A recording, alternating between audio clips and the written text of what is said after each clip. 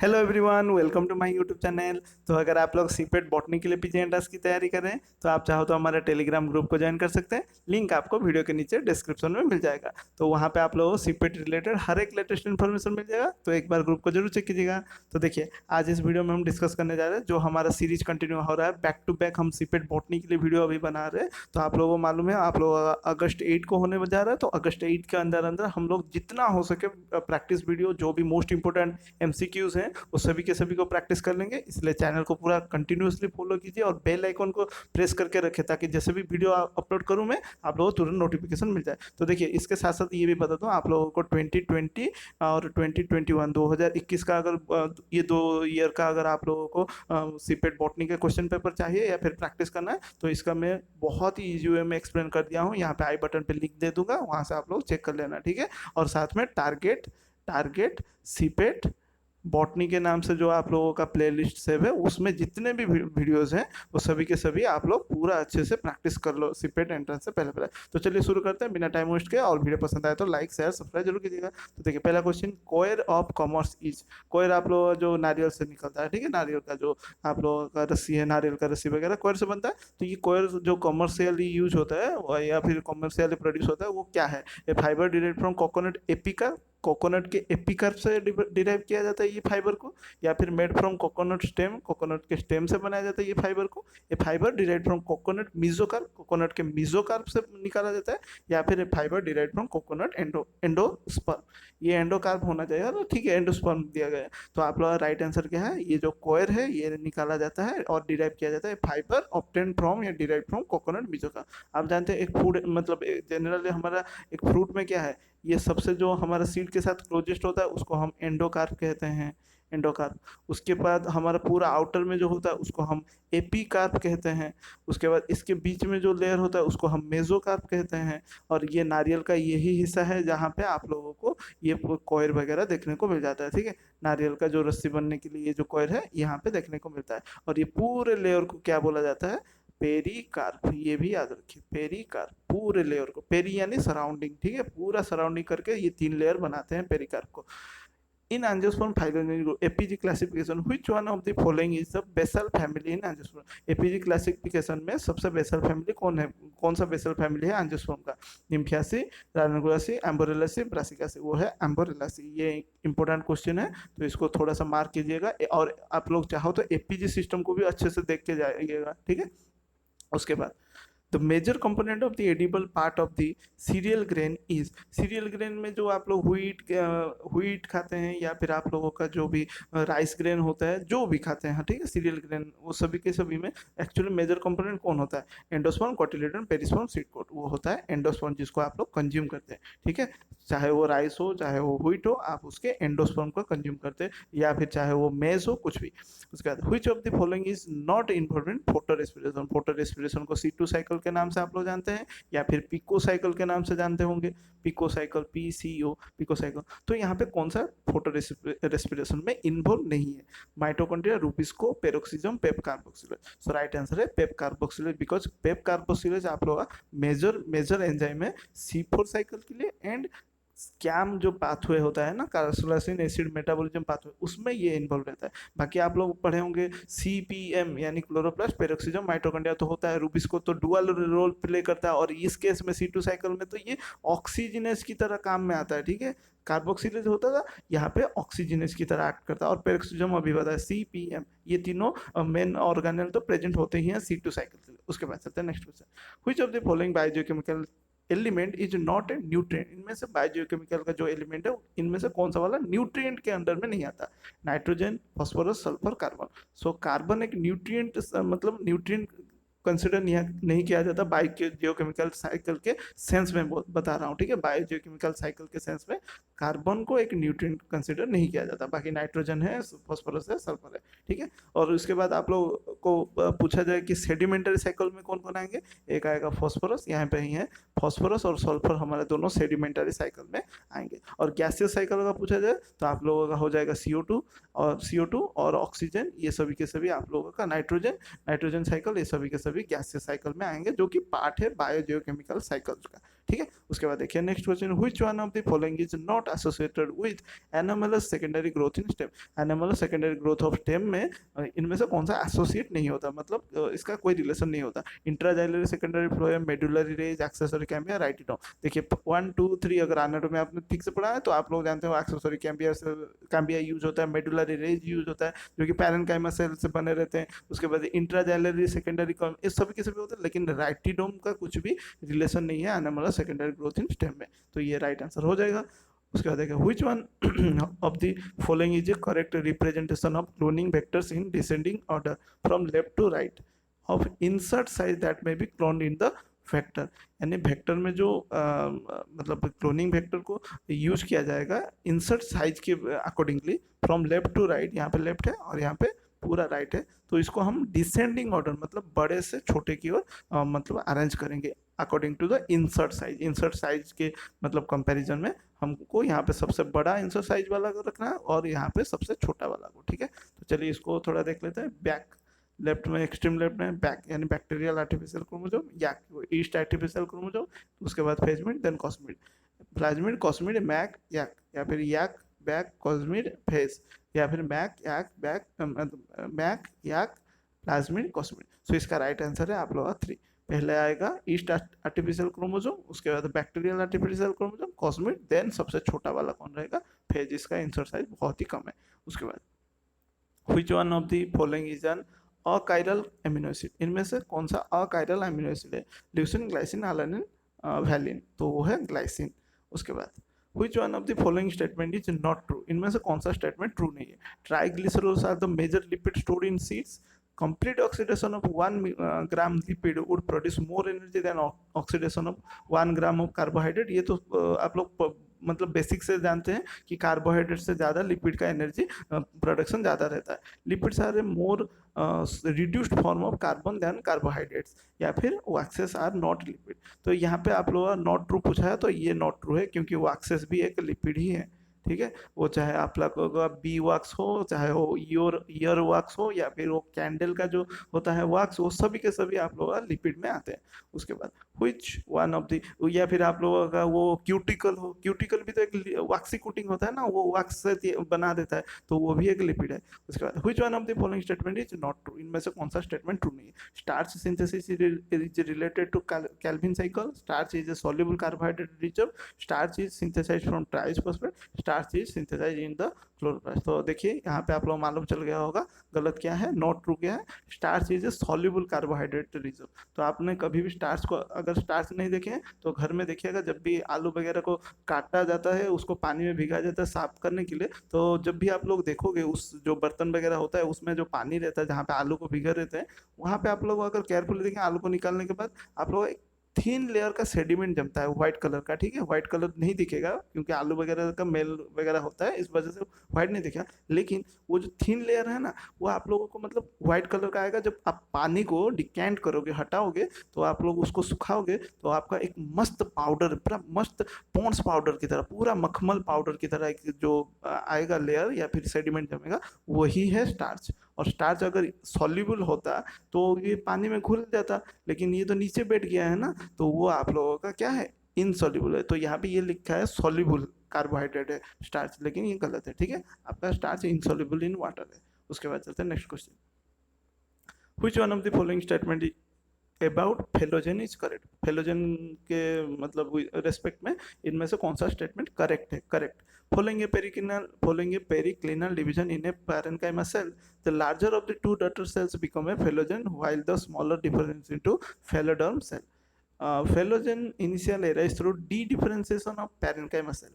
Phelogen produces smaller quantity of phloem cells than pheloderm cells. Phloem is formed to the interior of phelogen. तो देखिए यहाँ पे 1 1 उसके बाद 3 then 4 phloem is formed to the interior of phelogen process. तो ये तीनों के तीनों क्या है हमारा गलत है, और सही आंसर है हमारा, राइट आंसर है initial phellogen initial arise through dedifferentiation of parenchyma cell, ठीक है। पैरेन्काइमा के कुछ सेल क्या करते हैं, डी डिफरेंशिएट होकर फिर से वापस क्या जनरेट करते हैं, फेलोजन इनिशियल। उसके बाद which one of the following feature is not found in leaves of having cranch anatomy। जो लीव्स में क्रायोजेनिटोमी में कौन सा इनमें से पाया नहीं जाता। क्रायोजेनिटोमी जानते हैं जो कि C4 प्लांट्स में पाया जाता है, यानी कि जो प्लांट्स C4 साइकिल करते हैं, जैसे कि फॉर एग्जांपल अमारंथस, उसके बाद आप लोग मेज, सोरगम, ठीक है, मेज सोरगम हो गया, उसके बाद आप लोग साइपेरसी, ये सभी के सभी मिलेट्स, ये सभी के सभी किस कैटेगरी में आते हैं, C4 प्लांट्स के अंडर में। तो ये C4 प्लांट्स में जो क्रायोजेनिटोमी देखा जाता है उनके लीव्स में इनमें से कौन सा नहीं देखने को मिलता, नॉट फाउंड। डाइमोर्फिक क्लोरोप्लास्ट, तो ये तो पिक्यूलर कैरेक्टर, ये तो पाया जाता है। Bundle cells are arranged in wreath like manner, ये भी कैरेक्टर है क्रायोजेनिटोमी का, यही कैरेक्टर है। Bundle cells lacking chloroplast, vascular bundle surrounded by 2 layers of cells. तो यहाँ पे हमारा राइट आंसर या फिर जो मतलब नॉट फाउंड है वो है बंडल सेल लैकिंग क्लोरोप्लास्ट। ये गलत स्टेटमेंट है। बंडल शीथ में ही तो क्लोरोप्लास्ट होता है और बंडल शीथ में ही तो फोटोसिंथेसिस होता है ना। C4 साइकिल होने का मेन रीजन क्या है कि C3 साइकिल, जब C2 साइकिल होता था उसको अवॉइड करने के लिए मतलब प्लांट ने क्या किया, मीजोफिल सेल में फोटोसिंथेसिस ना करके उसने अपना पोजीशन को शिफ्ट किया कहाँ पे, बंडल शीथ सेल में, ठीक है, जहाँ पे वो अपना क्या कर सके, फोटोसिंथेसिस कर सके या फिर C3 साइकिल कर सके। अगर वहाँ पे क्लोरोप्लास्ट नहीं होगा तो ये साइकिल कैसे होगा, तो ये स्टेटमेंट गलत है, ठीक है। तो यहाँ पे ये वाला करेक्ट हो जाएगा। competitive inhibitors and uncompetitive inhibitors increase and decrease apparent value of Km respectively, decrease and increase apparent value of Km respectively, both increase apparent value of Km, both decrease apparent value of Km। तो देखिए competitive inhibitors and uncompetitive inhibitors are increase and decrease apparent value of Km respectively. थोड़ा ध्यान दीजिए, पहले increase उसके बाद decrease, competitive inhibitors and uncompetitive inhibitors के sense में रेस्पेक्टिवली, ठीक है, पहला इंक्रीज उसके बाद decrease.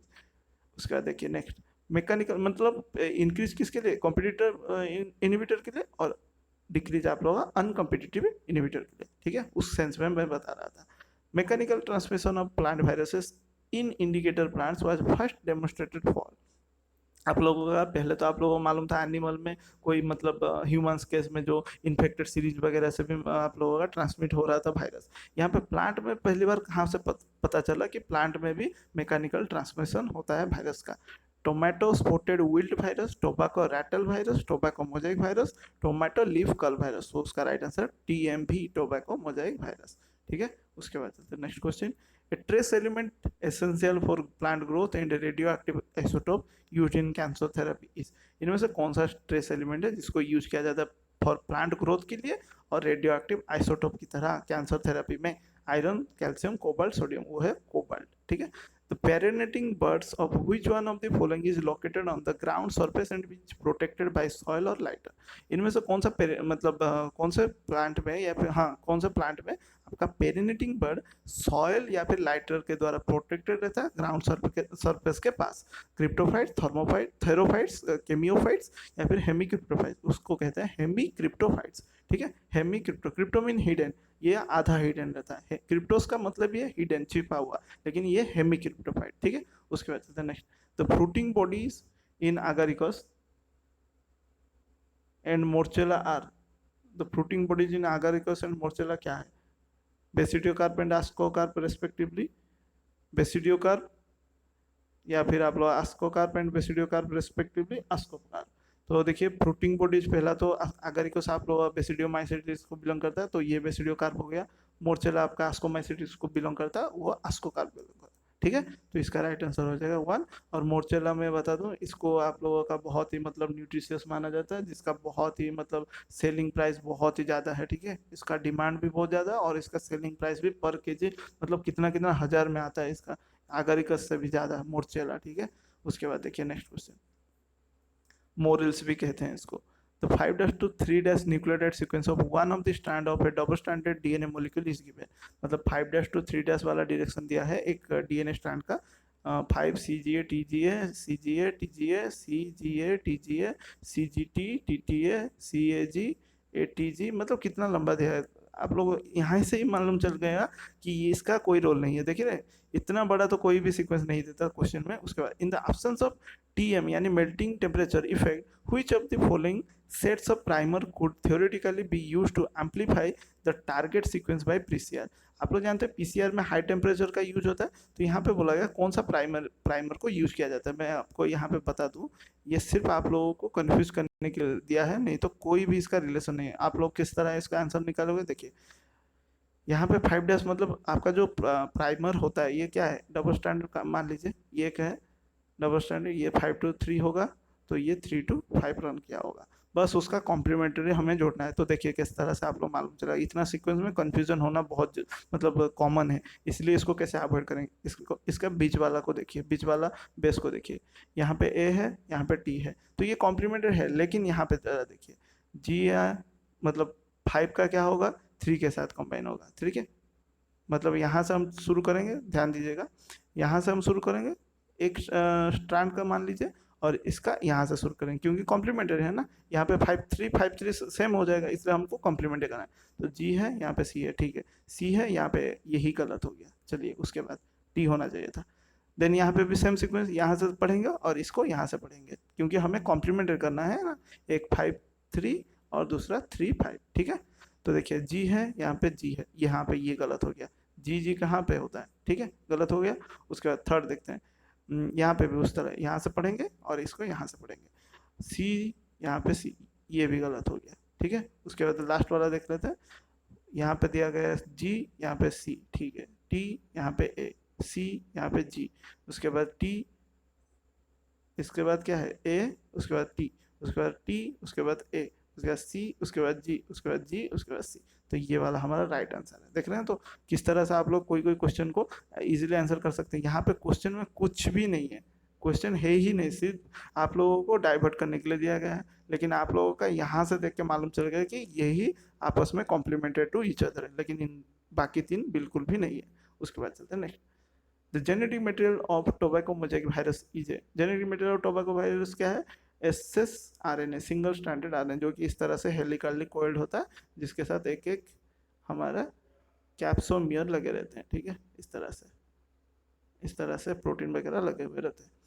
The bundles of microtubules and associated protein responsible for structure and movement of flagella, flagella के movement structure के लिए जो microtubule and associated protein responsible होते हैं, उसका नाम क्या है, मास्टिकोनिम, एक्सोनिम, एपिनिम, एक्सिनिम, तो वो है आंसर एक्सोनिम। उसके बाद one of the following plant species exhibit all possible types of configuration of microspore tetra during microsporogenesis, मतलब माइक्रोस्पोरोजेनेसिस के टाइम में इनमें से कोई एक प्लांट स्पीसीज है जिसके पास सभी कॉन्फ़िगरेशन होता है माइक्रोस्पोर टेट्राड का, मैं बता दूंगा क्या है। तो वो कौन है, एस्काइनोमीन इंडिका, एम्बोर्फोफालस टाइटेनियम, एम्बोरेला, ट्राइकोपोडा, एरिस्टोलोकिया एलिगेंस। तो देखिए आप लोगों का माइक्रोस्पोर टेट्राड का क्या क्या फॉर्म आपने पढ़ा, एक था लिनियर 1 2 3 4, ठीक है। दूसरा पढ़े थे आप लोग टी शेप्ड, यानी कि यहाँ पे 1 2 और ये टी शेप पढ़े होंगे। उसके बाद और एक आपने पढ़ा था आइसोबाइलेटरल, ये रहा। और एक पढ़े होंगे डिक्यूजेट, ये रहा, मतलब यहाँ पे ऊपर में 2 और उसके साइड में 1, मतलब होंगे 4, सभी के सभी 4 ही हैं, ठीक है, सभी के सभी 4 हैं। और एक आपने पढ़ा होगा टेट्राहेड्रल, जो कि सबसे मोस्ट कॉमन है। तो ये आप लोगों ने 5 टाइप्स ऑफ माइक्रोस्पोर टेट्रा देखा, लेकिन एक प्लांट है जहाँ पे सभी ये पांचों के पांचों देखने को मिलता है, और वो कौन है, एरिस्टोलोकिया एलिगेंस। उसके बाद चलते हैं next, permafrost is present in which one of the following terrestrial biome. Permafrost कहाँ पे पाए जाते हैं, कौन सा बायोम में, टेरेस्ट्रियल बायोम में पाया जाता है, ट्रॉपिकल रेन फॉरेस्ट में, चैपेरल्स में, या फिर टुंड्रा में, या फिर टेम्परेट रेन फॉरेस्ट में, ये पाया जाता है टुंड्रा में। टुंड्रा यानी बहुत ही कोल्ड एरियाज, कोल्ड, परमाफ्रोस्ट लिखा है, फ्रोस्ट लिख दिया तो आप लोग यहीं से आइडिया लगा लोगे, कोल्ड रीजन, और क्या। तो ये था कुछ मोस्ट इंपोर्टेंट एमसीक्यूज, और इसके बाद भी आप लोगों के लिए ढेर सारे एमसीक्यूज आएंगे, और मैं इसको पूरा चुन चुन कर एक एक क्वेश्चन को, जो कि मैं देखा हूँ बहुत बार रिपीट हुए हैं या फिर इंपॉर्टेंट है, वो सभी को मैं ढूंढ ढूंढ कर यहाँ पे प्लेस कर रहा हूँ और उसको प्रैक्टिस करवा रहा हूँ। इसलिए चैनल के साथ पूरा जुड़े रहिए, और चैनल को सब्सक्राइब करके बेल आइकॉन को जरूर प्रेस करके रखें, ताकि जैसे भी वीडियो डालो आपको तुरंत नोटिफिकेशन मिल जाए, ठीक है। तो ये था आप लोगों के लिए कुछ most important MCQ. Thanks for watching this video. अगर कोई क्वेश्चन, क्वेरीज या फिर कुछ सजेशन देना चाहते हैं तो कमेंट बॉक्स मतलब हमेशा ओपन है। और वीडियो पसंद आए तो क्या करना है जानते हैं, लाइक कीजिए, अपने दोस्तों के साथ शेयर भी कीजिए। मिलते हैं नेक्स्ट पार्ट में, अभी बैक टू बैक चलेगा, और हम बने रहिए पूरा चैनल के साथ।